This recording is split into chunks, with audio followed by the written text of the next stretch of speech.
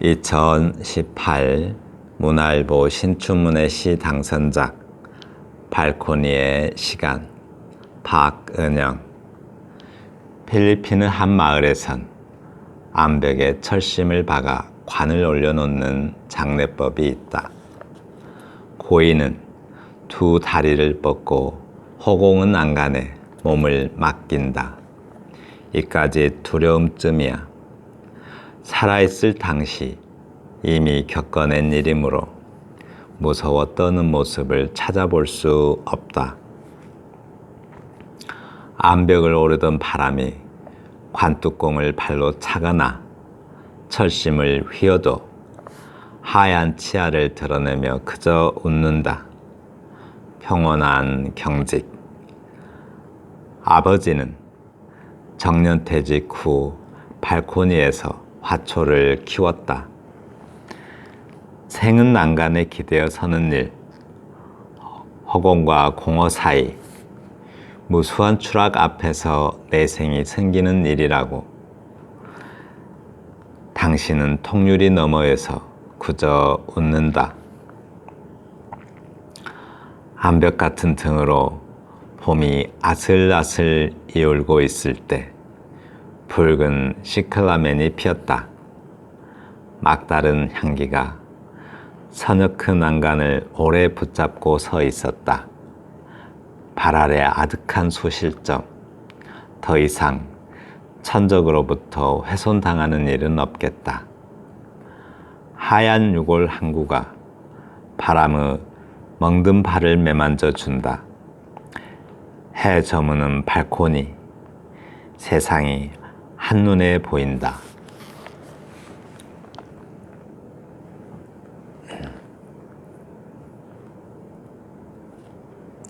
발코니의 시간, 박은영 시인의 시입니다.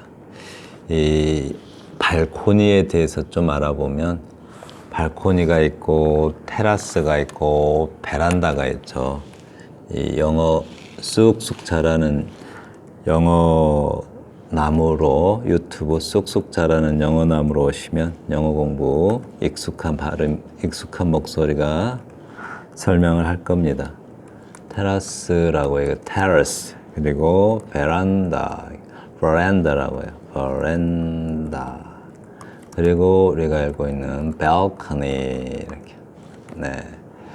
발코니라고 하는데 우리가 베란다 아파트에 그 아파트 앞면에 우리가 흔히 베란다라고 부르는 게 발코니고요.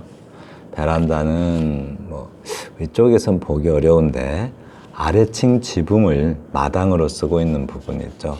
위층이 더 공간이 좁아서 생기는 그 마당. 그게 또 아래층 입장에서는 그게 지붕이죠. 그 부분을 베란다라고 해요. 우리가 흔히 테라스라고 부르죠. 그게 베란다예요.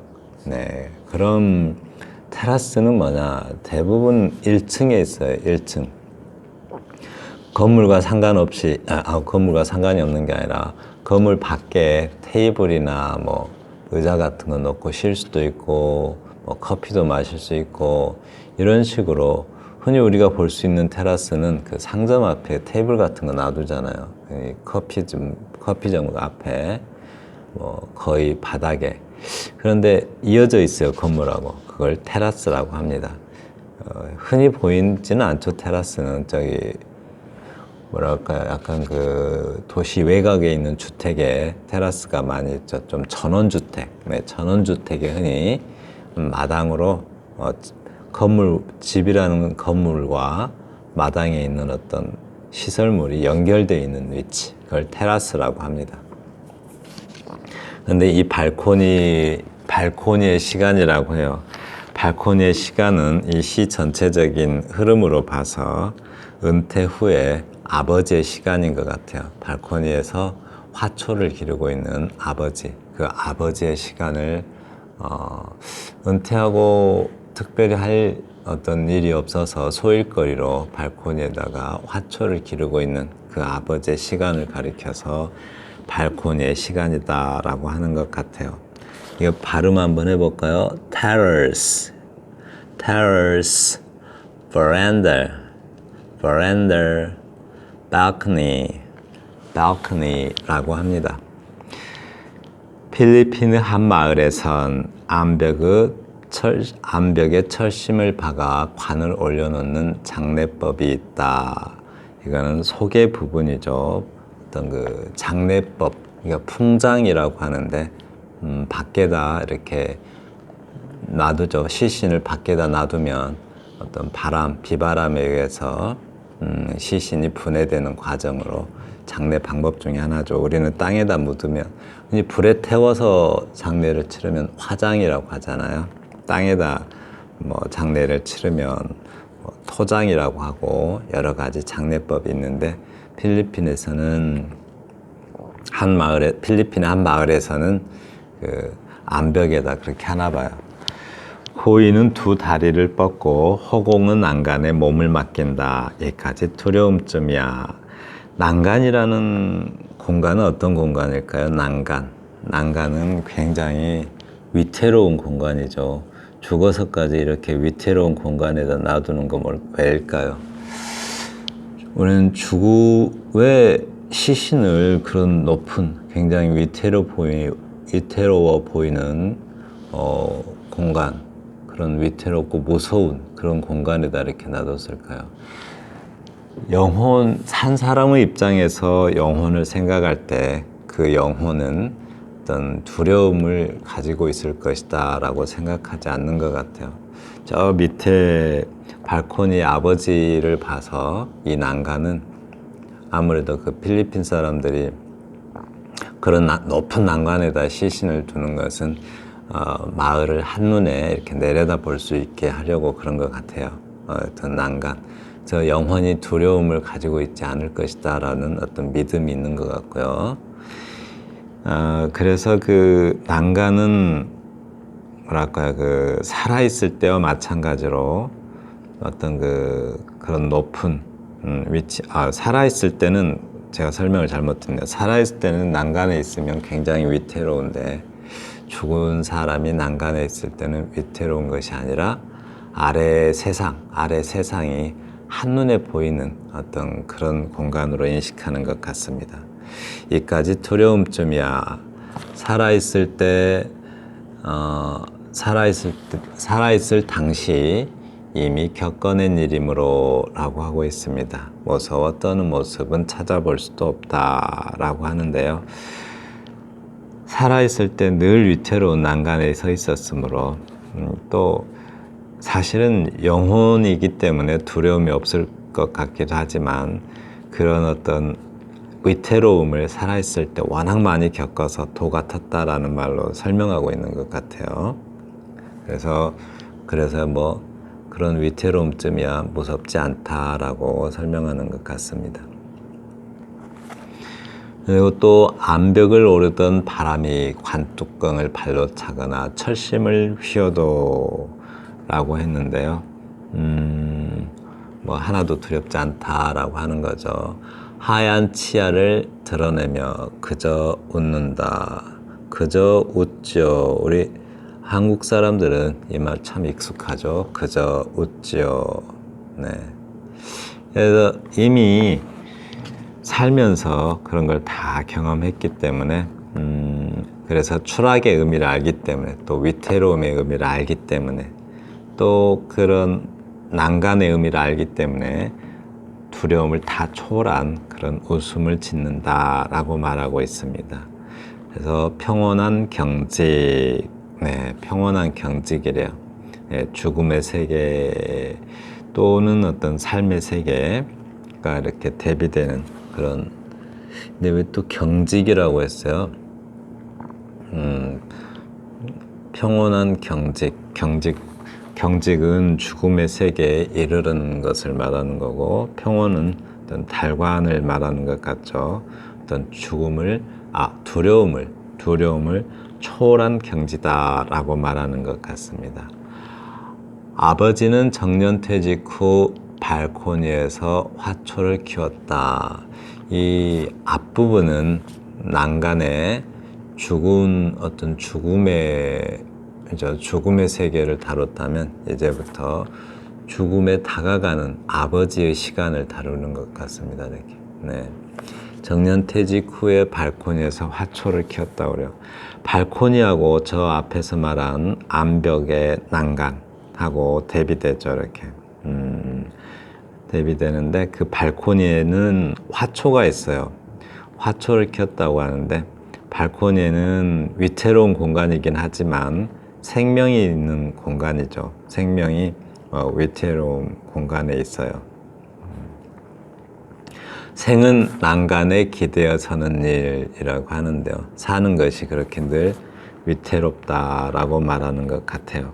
여기서 아버지와 화초를 동일시하는 것 같아요. 아버지의 삶이 그런 화초처럼 위태로운 곳에 있었다라고 말하는 것 같습니다.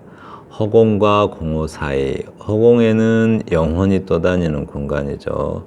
공허는 우리의 삶이 항상 공허하다라고 말하잖아요. 그래서 죽음과 삶의 그 사이를 말하는 것 같아요. 무수한 추락 앞에서 내성이 생기는 일이라고 산다는 게 늘 그렇게 추락하면서 내생이 생기고 적응되어 가는 일이라고 해요. 네, 그래서 더 강해져 가는 거죠. 당신은 통유리 너머에서 그저 웃는다. 통유리 밖에는 허공이 있고 통유리 안에는 공허가 있어요. 아버지가 살아온 어떤 삶의 공허가 있는 거죠. 그래서 통유리는 좀 어떤 그 죽음과 삶의 경계가 아닐까 싶습니다. 네. 그래서 그런 경계인데 그 경계에서 그저 웃는다라고 말하고 있어요.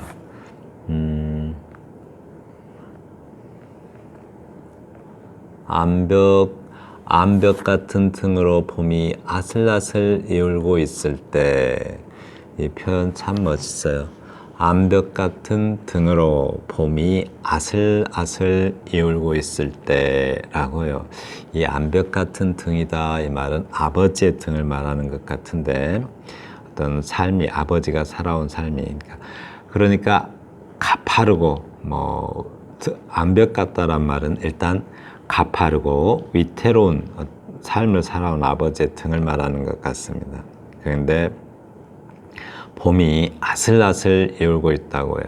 아버지도 한때는 청춘이었겠죠. 그 청춘의 기운이 이제 아슬아슬 거의 다 사라져 가고 있다라고 말이야. 그 등이 굽어 있겠죠.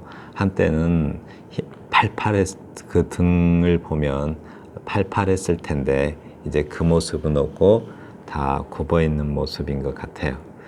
붉은 시클라멘이 피었다라고요. 아버지가 이제 청춘이 곧 죽음에 다가가는데 봄이 아슬아슬 이울고 이제 다 죽음에 다가가는데 붉은 시클라멘이 피었다라고 해요. 시클라멘은 여러분 식물 읽어주는 시인이라는 유튜브 아시죠? 거기 가면 많은 꽃들을 접하실 수 있어요. 시클라멘은 겨울에 피는 꽃이에요. 겨울에 피는 꽃. 겨울에 참 피라칸서스라는 열매가 겨울에 가장 인상적인 화초가 있다면 저는 피라칸서스를 말하는데 열매가 굉장히 아름다운 눈에서도 볼 수 있는 그런 열매고 또 한국에 아주 흔하게 볼 수 있는 것은 남천이라고 있어요. 남천. 근데 실내에서 키우는 화초 중에서 겨울에 피는 꽃은 시클라멘이 있습니다. 겨울에 피는 꽃인데 아무래도 겨울은 죽음의 시간이죠. 그 죽음의 시간에서 피는데 그때 핀대요. 그러니까 죽은 이후에 아버지를 상상할 수 있을 것 같아요. 그러니까 시클라멘이 그러니까 겨울에 핀 시클라멘의 꽃은 아버지가 죽은 후에 피우게 될 어떤 그 영혼의 의미가 아닐까 저는 생각해 봅니다. 이 시클라멘은 전설도 있어요. 수녀가 어떤 수도에 전념하고 있던 한 수녀가 남자를 사랑했다가 그 사랑에 도피를 해요. 그러다가 실연을 당하고 결국 자살해서 시클라멘으로 피어났다라고 해요. 그래서 그 수녀의 넋이 시클라멘이라고 합니다. 근데 그 시클라멘은 잎이 상당히 예쁘게 생겼는데 그 시클라멘은 그래서 성모의 심장이다, 뭐 성모의 영혼이다, 뭐 이렇게 부르기도 합니다. 한 번쯤 화원 같은 데 가서 시클라멘 한 번씩 구경을 해보시면 잎이 참 예뻐요. 막다른 향기가 잠깐만요. 막다른 향기가 선역의 난간을 오래 붙잡고 서 있었다라고 합니다. 막다른 향기가 뭘까요? 막다른 향기, 그 어떤 그 죽음에 가까이 가 있는 어떤 그 아버지의 향기를 말하는 것 같아요. 선역의 시간을 오래 붙잡고 있었다. 선역이라는 것은 어떤 해가 기울어가는 공간이죠. 그 선역의 시간에 그 난간은 어떤 해가 기울어가는 어떤 경계일 수도 있겠지만 죽음의 경계죠. 삶과 죽음의 경계를 난간으로 볼 수 있을 것 같아요. 그 선역의 난간을 오랫동안 붙잡고 서 있었다라고 해요. 발 아래 아득한 소실점, 저 밑에 땅은 현실의 공간이죠. 그게 아득해 보일 만큼, 소실점은 어떤 물건이 한없이 밑으로 떨어질 때 하나의 점으로 보이는 그 지점, 계속 떨어지면 나중에 언젠가 점으로 보이겠죠. 그러다 안 보일 거고 계속 사라져가는 어떤 점이죠. 아버지의 어떤 그 상황을 굉장히 어떤 시각적으로 표현한 것 같아요. 그 현실로부터 아주 멀리 높이 올라와 있는 거죠. 그래서 영혼에 가까운 시간, 그 시간에 올라와 있는 것처럼 보입니다. 더 이상 천적으로부터 훼손당하는 일이 없겠다. 시클라멘이 땅에 있으면 천적으로부터 훼손을 많이 당하는데 저기 아주 높은 현실에서 그러한 현실에서 아주 높은 공간으로 올라와 있기 때문에 천적을 만날 일이 없겠죠. 근데 그거를 시클라멘도 죽은 이후의 아버지라고 본다면 죽음의 세계에서 어떤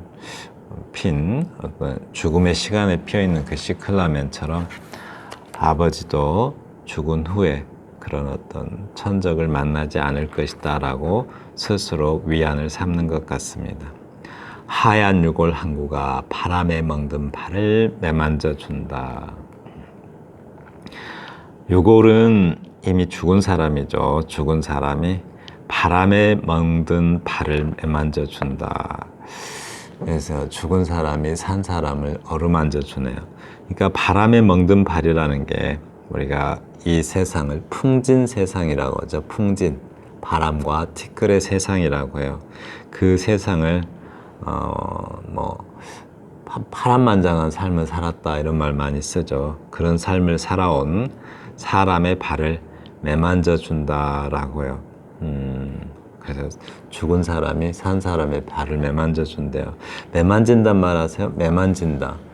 매 사냥꾼이 매를 이렇게 어루만져 주는 거 있죠. 아주 조심스럽게. 그걸 매만진다라고 해요. 거기서 나온 말입니다. 아주 조심스럽게 만져준다. 죽음으로 안내하는 것 같기도 하고, 그렇죠. 위로하는 것 같기도 하고, 죽은 사람이 산 사람을 그렇게 죽음이라는 것이 썩 나쁜 것만은 아니야 라고 위로하는 것 같기도 합니다. 해 저무는 발코니, 세상이 한눈에 보인다. 해 저문 발코니래요. 해가 저무는 발코니니까 하루를 하나의 한 사리로 본다면 죽음에 가까워 있는 시간을 말하겠죠. 그 위태로운 시간에서는 우리는 두려움의 시간이 아니라 세상이 한눈에 보이는 어떤 통달의 시간이고 어떤 통찰의 시간이기도 하고 어떤 깨달음의 시간일 수도 있죠. 세상이 한눈에 보인대요. 그 시간쯤 되면, 우리가 죽음에 가까워 있는 시간쯤 되면 세상을 한눈에 볼 수 있는 어떤 초월적 존재가 된다라고 말하는 것 같습니다. 그러니까 저 앞쪽에서 암벽의 난간도 죽어서 마을을 내려다보는 것이 두려움에 쳐서 마을을 내려다보는 게 아니라 그것을 이미 다 초월하여 편안하게, 전혀 두려움 없이 편안하게 마을을 내려다보듯이 아버지가 있는 발코니도 세상을 한눈에 볼 수 있는 그런 경지이다라고 말하는 것 같습니다. 지금까지 발코니의 시간, 박은영 시인의 시를 감상을 공유해 보았습니다. 감사합니다.